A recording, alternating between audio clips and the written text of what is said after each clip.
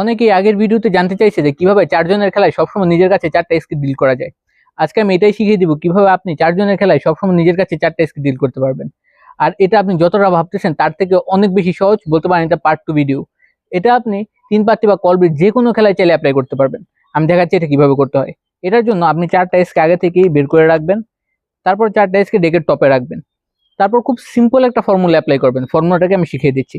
প্রথমে একটা কার্ডকে ডেকের পিছনে দিবেন। তারপর জাস্ট মনে রাখবেন 93414। আমি দেখাচ্ছি 9 1 2 3 4 5 6 7 8 9, তারপর হচ্ছে 3 1 2 3, তারপর হচ্ছে 4 1 2 3 4, তারপর হচ্ছে 1, তারপর হচ্ছে আবার 4 1 2 3 4। জাস্ট এই সিম্পল একটা ফর্মুলা অ্যাপ্লাই করার পর আপনি পাশের জনকে দিবেন কাট করে দেওয়ার জন্য।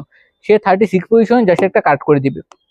তারপর আপনি যে ডিল করবেন। এখন যদি আমি ডিল করি তাহলে দেখা যাবে যে প্রতিবার ডিল করার সময় একটা করে এস আমার কাছে আসতেছে। আমি যদি আবার ডিল করি, এ হচ্ছে সেকেন্ড এস। আমি যদি আবার ডিল করি, এ হচ্ছে থার্ড এস। এইটুকু 3 পাতির জন্য এনাফ। তবু আমি যদি আবার ডিল করি, এ হচ্ছে ফোর্থ এস অফ স্পেড। আর এই সিম্পল একটা ফর্মুলার মাধ্যমে আপনি চাইলে আপনার কাছে সবসময় 4টা এসকে ডিল করতে পারবেন।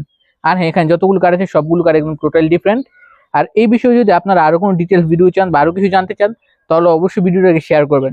আপনারা যত বেশি শেয়ার করবেন আমি তত দ্রুত এটার আরেকটা পার্ট নিয়ে আসবো। ধন্যবাদ।